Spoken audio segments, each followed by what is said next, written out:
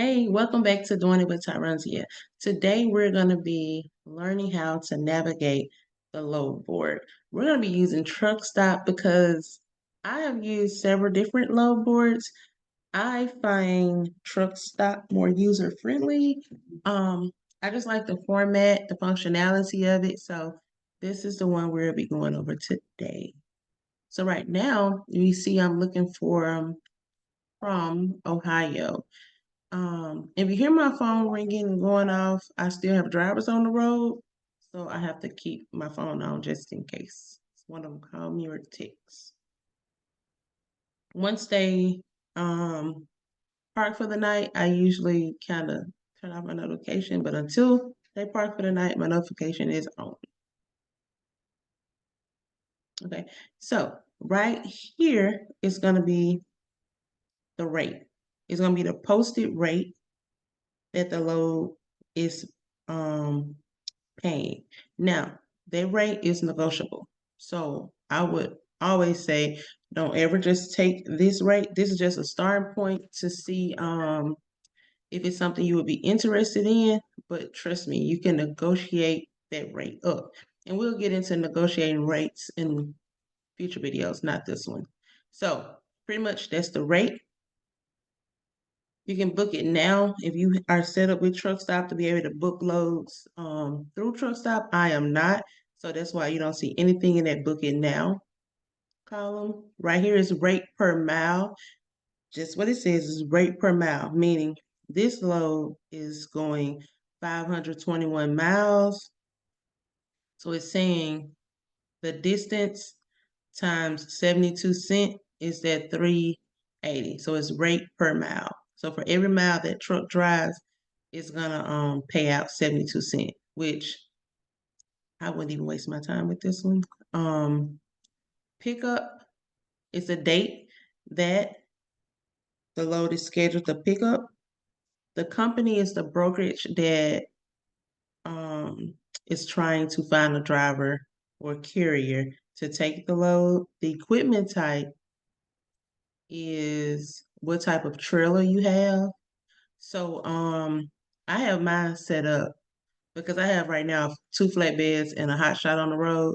So I have mine set up for flatbed, hot shot, step deck, low boy. So and we'll get into the different equipment types in future videos.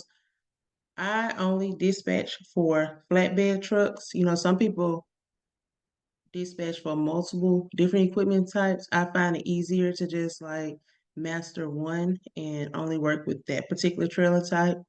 But you can be versatile. Don't let me stop you from doing. If you can do it, do it. I just personally choose flatbeds. I like flatbeds. Okay, the origin city is just the city that the load is picking up from. The origin state is the state. This is what in the trucking industry they call it deadhead miles, meaning right now I have this driver coming from Cincinnati, Ohio. So from Cincinnati, Ohio to this pickup location, Portland, Indiana, is 95 miles. So pretty much this is the mile that the driver will have to drive to get to that city. Okay. And it maybe give or take a few miles because from address to address is different from zip code to zip code, if that makes sense. Now, this is your destination city. This is where the drivers are going to drop that load. The destination state. And then right here is the distance of the entire load. So pretty much from Portland, Indiana to Charlotte, Michigan, it's saying it's a distance of 166 miles. So that's the total distance of the load. The length is the length of your trailer. And as you can see, you have 48, 0, 19. So pretty much right here is a 48 standard flatbed. You can have a 53 because mine is a 48. The maximum length I have set, you see right there, I have it set that, hey, I can pull up to a 48-foot load. So that's where that 48 is coming from. So anything, a maximum 48, anything less than 48 will also pull up. So like for this one, it's 40 because it's less than 48 and it's showing this for a hot shot trailer type. However, I can pull this load on my flatbed, but I cannot expect the same pay because typically they pay high shot trucks a little bit less than they pay a 48-foot truck, okay, a semi truck, just because of the amount of diesel that's burned on the load. Right here is the weight. And again, I have it set at a maximum of 48,000 pounds because that's how much my truck can scale and scale up to 48,000 pounds. So anything under 48,000 pounds will show here. If I had it higher than that, then anything over that will also show here. So this is my maximum and under. Last updated. You can pretty much filter this load board how you would like, your preference. I always keep it on last updated because I want to see the newest load that's been posted. And good loads really don't stay on the board more than 10 minutes because just like I'm sitting here looking at a load, trying to dispatch my truck for tomorrow or whenever, other dispatchers are also looking to book a load. So as soon as they pop up, you know, in a couple of minutes, if it's a really good load, it's gonna be gone. So as you learn how to navigate through the load board, also learn how to be very fast, but at the same time, you need to be checking the blocks. I would say create you a checklist initially, where you're checking this location that it's going into to make sure it's an area that has high volume loads. That means you won't get your driver stuck at a location. I also would check the brokerage credit through your factoring company to make sure it's a reputable company that will pay that driver for taking that load. Okay. You can start it to, add it to your um, list, but I don't never start loads. If you know it's something that you're not interested in, you can actually hide it. I've never really hidden a load. It's no sense in me hiding a load. Some people may. I mean, it's like 139 loads on this board, so I'm not gonna go through and hide. I'm just not gonna do it. So anyway, um, that's pretty much it. That's how you navigate through. That's how you know what you're looking at on the load board. And let me show you this. Say for instance, if I was interested in this load. Just click on it, and then it will give me a map to show me. The green is showing me the pickup location. The red is showing me where it's gonna stop at. So pretty much go, stop here. Okay, you go from here, you stop here. Make sense? Also, it tells me that again, the deadhead distance, the pickup location, the drop location.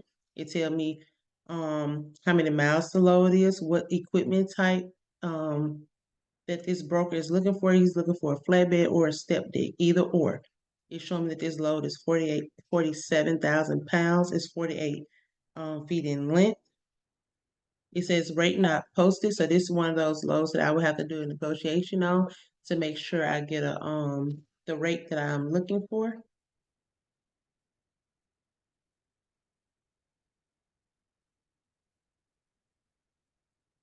Okay. Also, that's one of my other dispatchers text me, so I had to like pay attention to what, but that's something that can wait. Okay. Pick up, same thing. I look at this, but I don't look at this because sometimes the brokers are just like keying stuff and it may not be accurate. You'll really gather this information when you get on the call with the broker. And we'll cover that also in future videos. Right here, just the phone number, the email address, and then right here, it gives you your load notes. I always tell people when I see that this load has everything I want in it, the first thing I'm gonna do is come to the load notes. I come to the load notes because those notes is gonna pretty much tell me whether I can or cannot take that load for the most part. Because if it's a cash on delivery load, I personally don't take cash on delivery load. So if it says something like COD, I'm like, exit real quick off of it, right? I won't guarantee money. Not saying the cash on delivery is not guaranteed money, but I just need traceable guaranteed money. Okay. So again, I'll just click on it, look at the load notes, get the phone number, look right here to get the broker MC number. I'll copy that, go to my factoring company, paste it, check their credit. It's good to go with my factoring company. The load notes check out to I can haul it. Then guess what I'm gonna do? I'm gonna go ahead and call that broker and negotiate the rate and book the load. Send it over to my driver. Simple as that. It's not really hard. You can play with it. I can just click on stuff. Me clicking on stuff is not doing anything to this board. I'm just familiarizing myself with it.